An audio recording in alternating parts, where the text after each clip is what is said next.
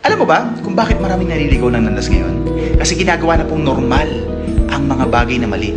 Minsan pa nga kapag hindi ka sumabay sa uso, ikaw ay mababansagang weird or KJ.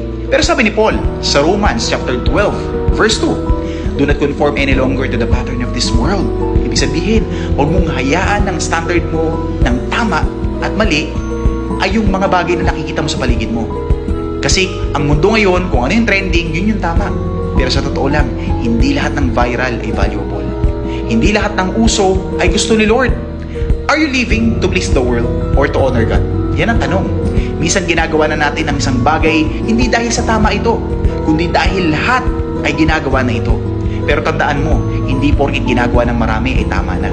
Ang mali ay kahit inormalize mo yan, mali pa rin po yan sa paningin po ng ating Panginoong Diyos. So instead of conforming, sabi nga ni Paul, be transformed by the renewing of your mind. Pero paano? By letting God shape the way you think. Through His Word, through prayer, through surrounding yourself with the people who will push you closer to God.